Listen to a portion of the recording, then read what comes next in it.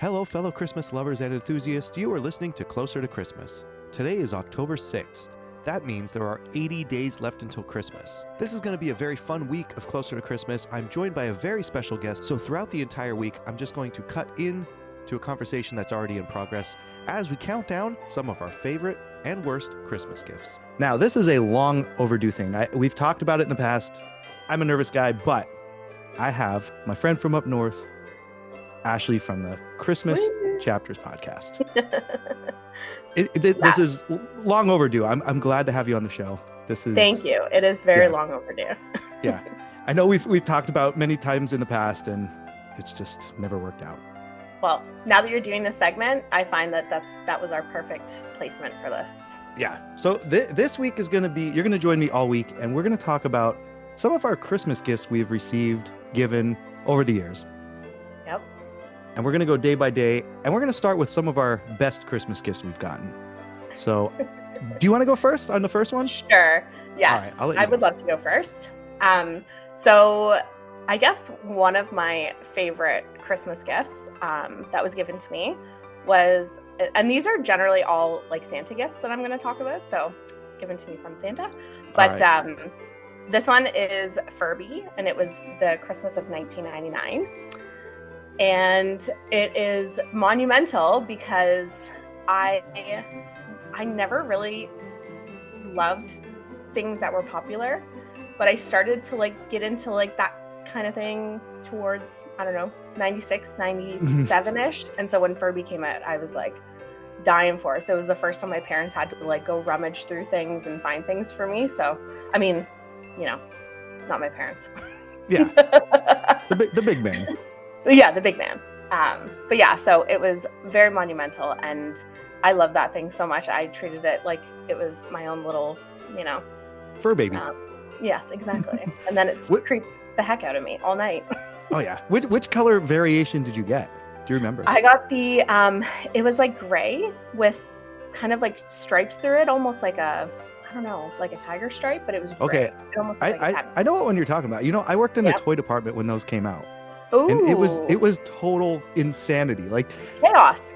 So I've had so many people call me to could you put one aside? Could you put one aside? People that know me, because I worked in the toy department. I'm like, not going to happen. Absolutely not. And not happening.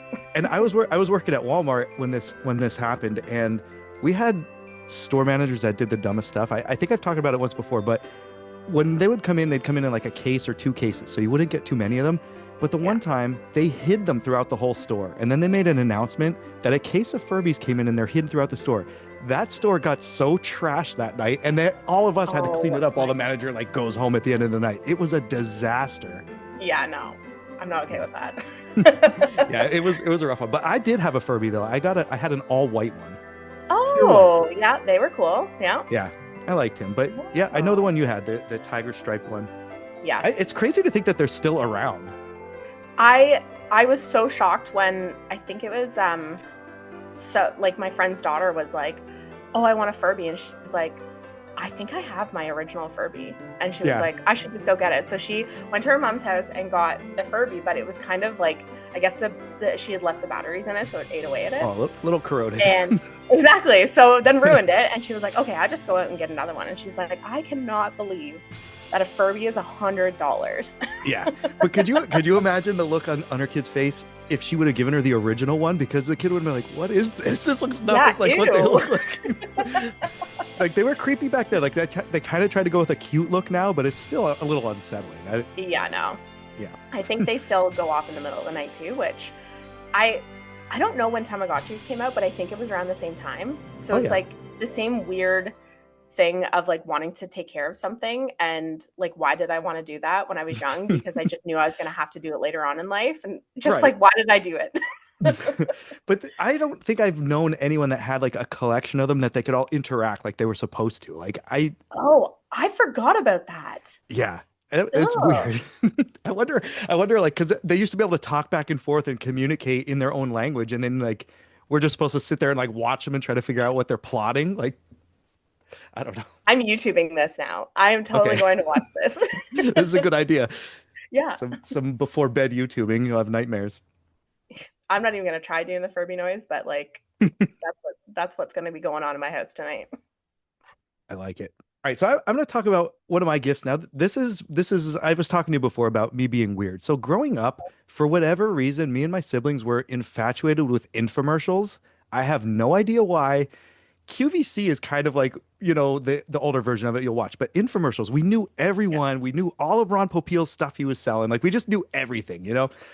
But I got this gift as I was a little older, but I was still into infomercials. I lived alone. That was my comfort thing, watching infomercials, QVC. I'd come home from work, just put it on as background noise. But there was this item that Kathy Mitchell was the host that was pushing. It was called the Express 101. I don't know if you've ever seen this thing. Nope.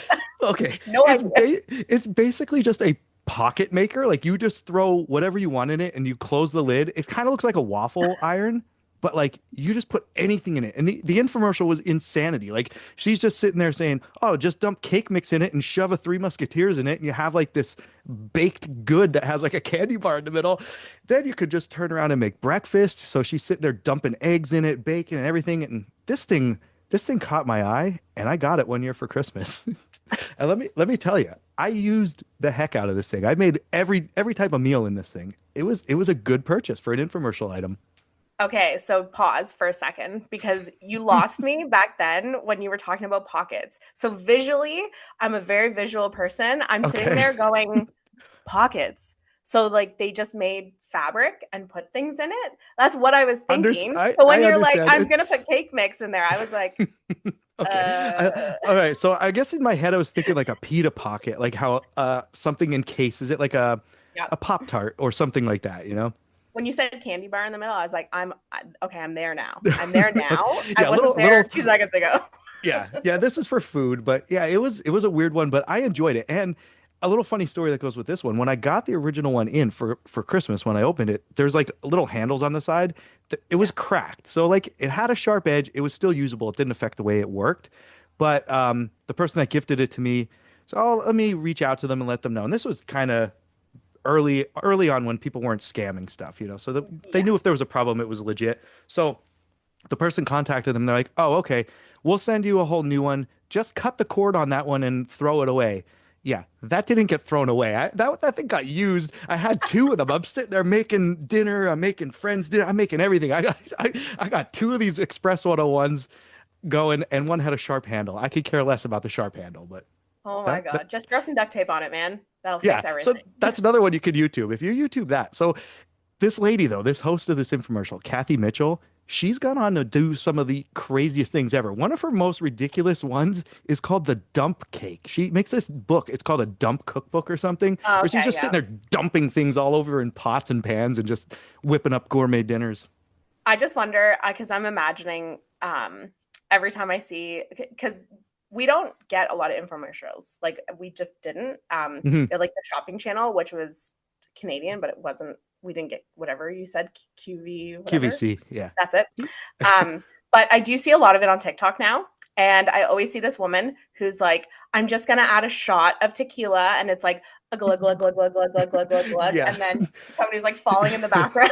I'm Oh like, yeah. is that her? I'm just Nope. imagining. I know which one you're talking about though. That's when they have they're making breakfast at a table, and like there's a whole family there, and there's some crazy old lady at the end of the table smoking. She has got curlers in her hair. I think I know the one you're talking about. Yes. So that's what I imagine all the time.